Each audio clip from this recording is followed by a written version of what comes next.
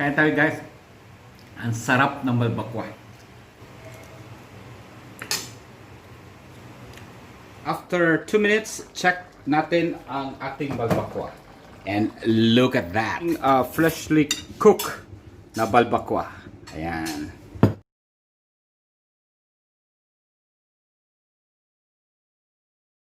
A special shout out to some subscribers and friends who have requested this video. Alright, a special mention to Sister Roslyn Caldazo Mamangon of Phuket, Thailand, Sir Ernie Inad Goldsworth of New York, AJ San Diego, who is also a blogger, my pamangkin dyan sa Lubu, Batangas, who's also a blogger. Please subscribe to his channel.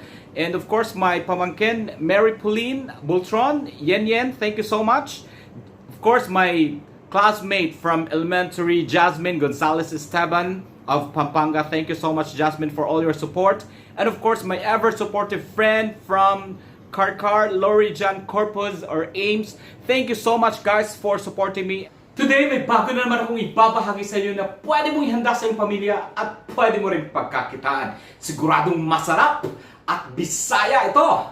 Hulaan nyo, Balbacua!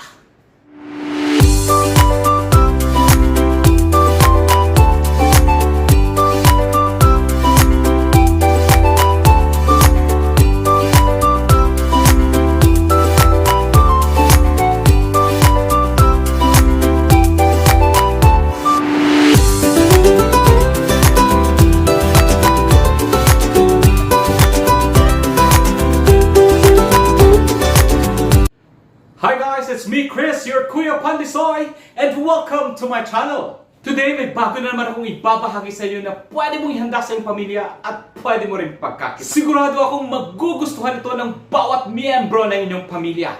This is Bisaya Balbacua. Sarap nito.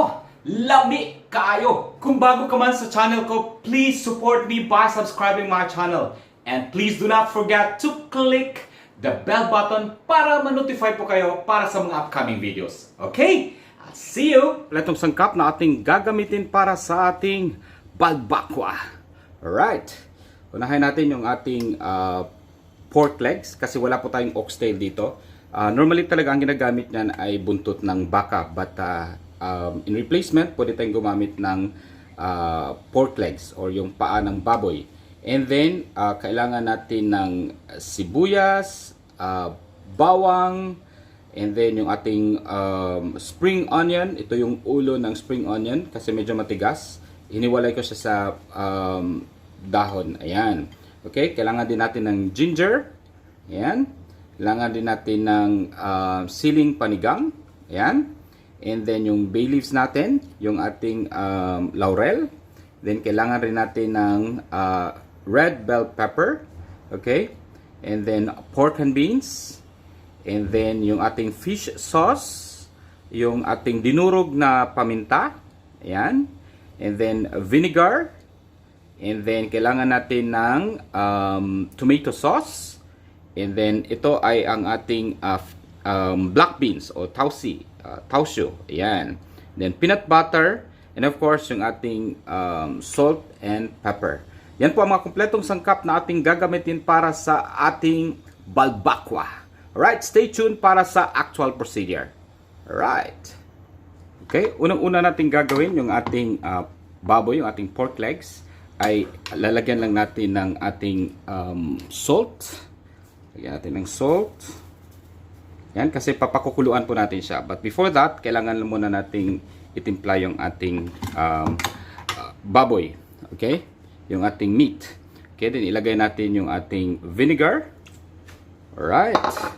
And then ilagay din natin yung ating dinurog na ginger or luya. Ayan. And then ilagay din natin yung ating bay leaf or yung ating laurel. Ayan. And then we just mix it up like that. Let it soak for a bit. And then lalagyan lang natin ng about 1.5 liters na tubig. Okay? And then, pakukuluan lang natin siya. Kaya siya tinatawag na balbacua kasi it is a process of slow cooking. So, kaya kailangan low lang yung ating apoy. And then, pakukulan lang natin siya ng mga 1 hour and 30 minutes to 2 hours.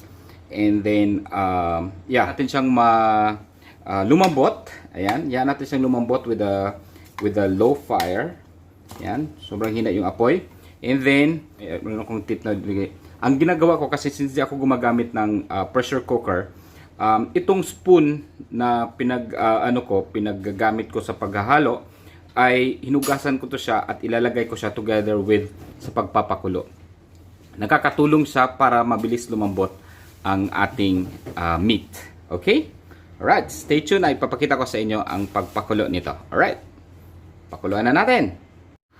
Okay guys, ilagay na lang natin sa ating casserole or yung pag-iinitan natin ng ating papakuluan natin yung ating baboy, yung ating meat or oxtail kung gamitin niyo. Yeah, you could do that also. Right. Yan. This one is just only 1 liter and half ang ginagamit kong water kasi gagamitin din natin yan. Yan din yung the same na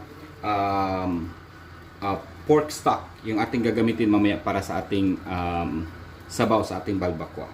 Yeah. I-set natin sa mahina yung ating apoy. And then, as I have mentioned earlier, hinugasan ko po yung ating spoon and ilagay ko siya dito. Sama ko siya sa pagpapakulo. Ilagay ko siya doon sa ilalim.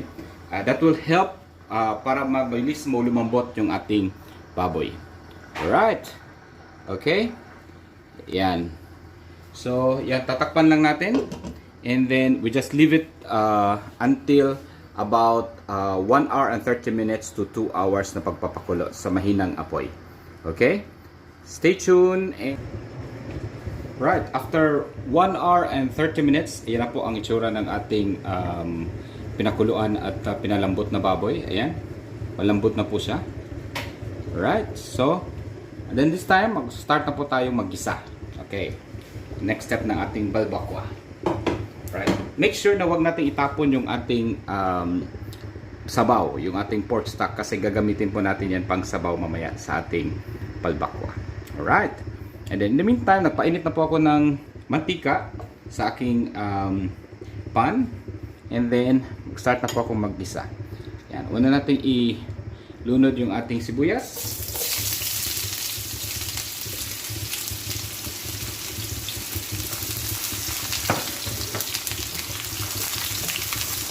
Just make sure na maluto yung ating sibuyas bago natin isunod yung ating bawang. Next, ilagay natin yung ating bawang. Alright. Okay. Yung ating bawang, we just leave it until golden brown siya ng konti.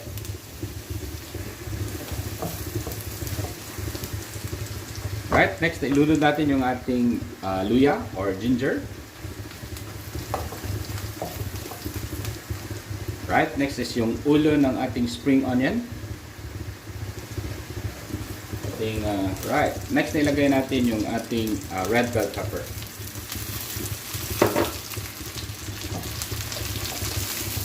Ilagay natin ulit yung ating pinalambutan na baboy o yung pork legs. Yan, yung ating meat.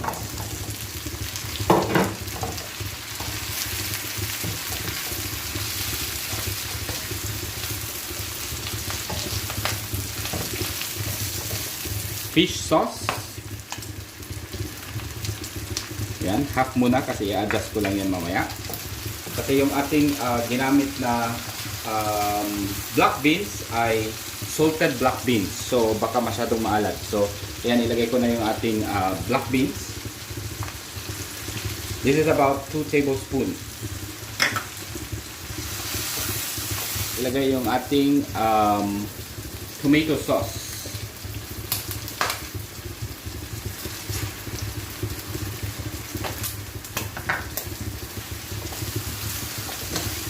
Point also, ilagay ko na rin yung ating dinurog na paminta.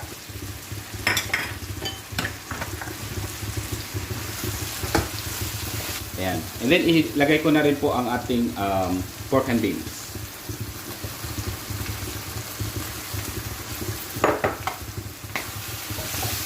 Right. paminta at everything, yung pork stock lang, so meaning to say yung sabaw lang ang kailangan natin. So i-adjust nyo na lang kung gaano kadami yung kailangan ninyong sabaw.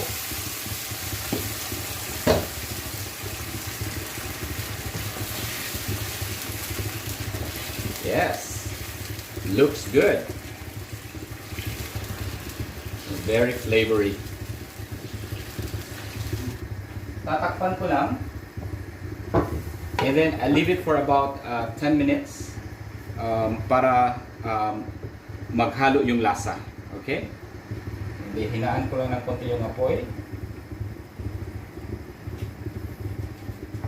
Yeah. For about 10 minutes, saka natin ihalo yung ibang mga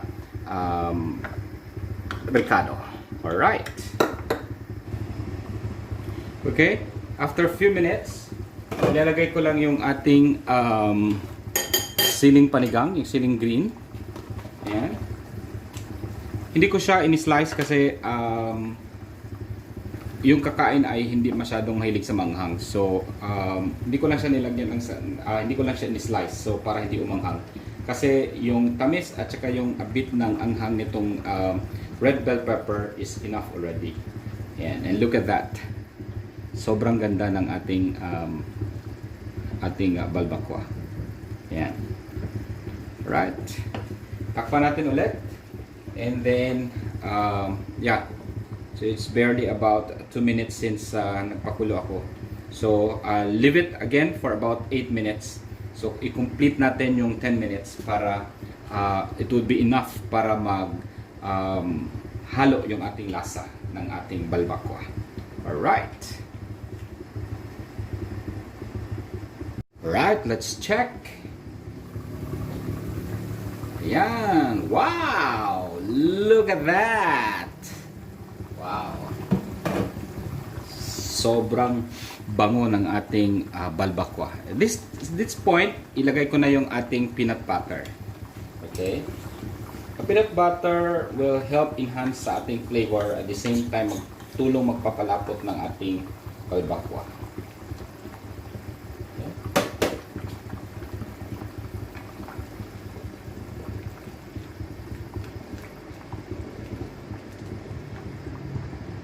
Look at that. Diba? Sobrang ganda. Sobrang sa itsura pa lang parang takam na takam ka na. Okay, let's try. Let's check natin yung lasa.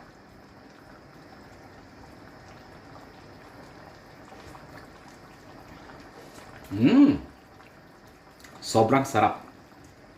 Yummy. Alright. Okay, hintayin lang natin mga about 2 minutes. Para enough na mix ang lasa ng peanut butter sa ating balbacua. Yan. We just leave it for about 2 minutes and then we're ready to serve. Alright. Yan.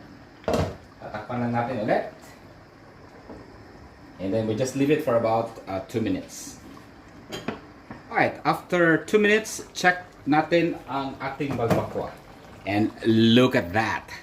Sobrang bango at sobrang sarap. Ayan. Ayan na po ang ating balbacua. And we are ready to serve. Ayan. Ilagyan lang natin ang ating, yung ating spring onion to garnish on top. And then, that's our freshly cooked balbacua. Ayan.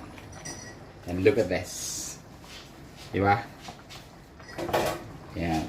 This is authentic Bisaya balbacua. Yes! Mga inday, mga tudong.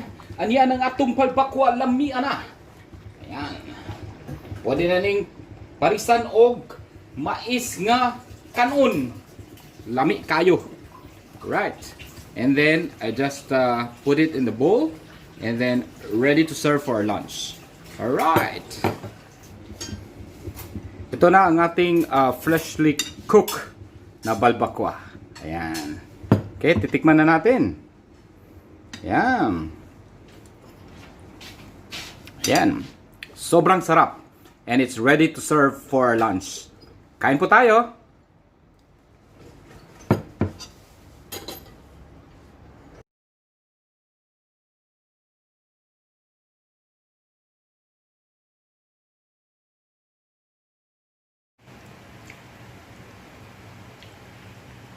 Kain tayo guys. Ang sarap ng balbacua. Sobrang lambot. Kain.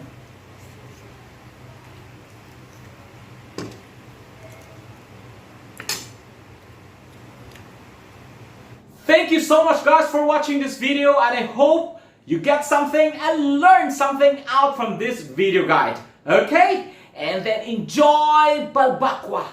Mwah! See you again next time. Bye. Bye. Bye-bye.